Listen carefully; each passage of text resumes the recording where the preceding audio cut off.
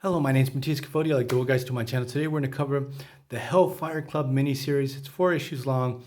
It dives into what I actually, when I got it, I thought it was going to dive deep into the history of the Hellfire Club. It does, but sort of partial because it really focuses on Sebastian Shaw's family, where his family comes from, its origins.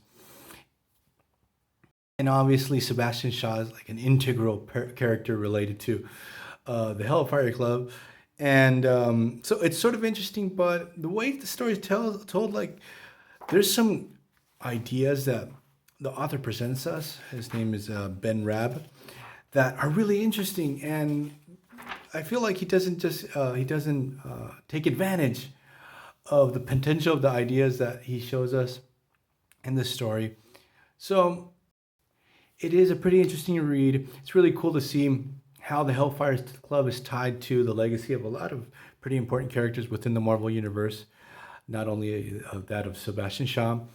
And so in that aspect, it's pretty interesting. It's a fun read. But it does lack a lot of meat to the bone. A little bit more depth would have been interesting. Dive deeper into some of these concepts that actually some of them are really cool. So Ben Raab, I remember him from writing Excalibur in the late 90s. At least I'm working off memory. Art by Charlie Adlard. His art, at least for this type of story, works really well. We go back to the burning of the witches in Salem, Massachusetts. We see one of the preachers, the Reverend Hiram Shah. He's one of the guys pushing for the persecution of witches, finding them within the community. In this first issue, what happens is his son, who I can't remember, he's actually in love with a young woman named Abigail, who has also been accused of being a witch, but they can't find any proof. So we have a love that it's prohibitive. Like Hiram Shah doesn't want his son going out with this young woman. And the real cool reveal in this story, because this guy is pretty hell-bent, literally, on persecuting and hunting down witches, that he's actually the sorcerer supreme, and that he was using this disguise as a preacher to hunt down evil witches. And this actually draws the attention and the ire of Dormammu. So he's been actually locked in a battle with Dormammu over time.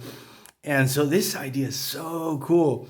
And what happens is that Dormammu actually damns all of Shaw's lineage. Like, everyone in your family is going to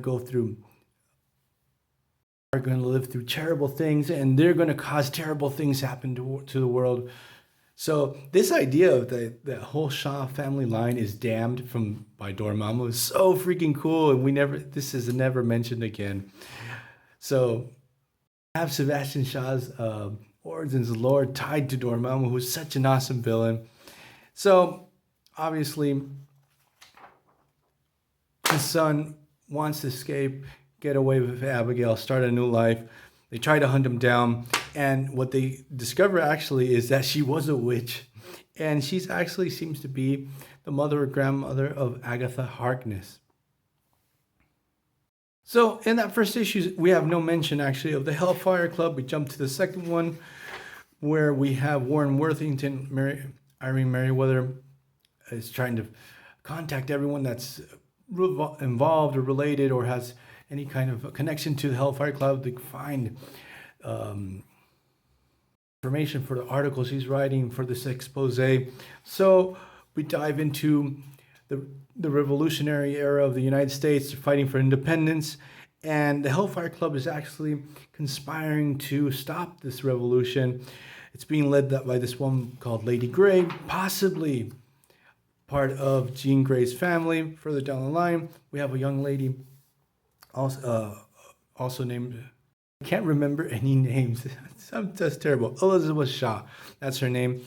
And the weird thing is, like, the Shaws are in the United States and in England at the same time. And I'm not sure if they're bouncing back and forth or they're two different family trees. But we have Elizabeth Shaw that's actually recruited by Lady Grey. She's going to be like one of the call girls in one of these Hellfire events.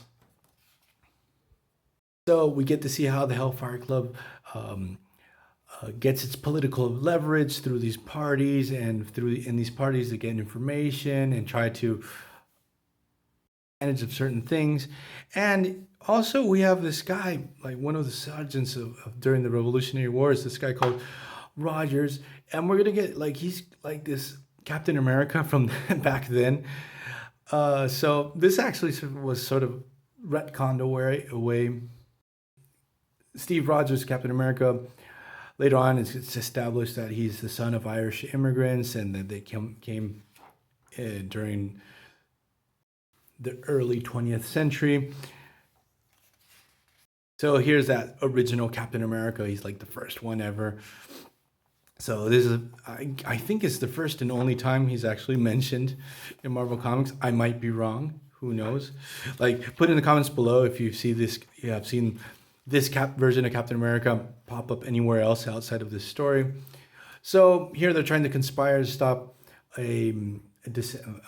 actually someone, I guess it's Warren Worthington's, Angel's great-great-great-grandfather, who was part of the revolution.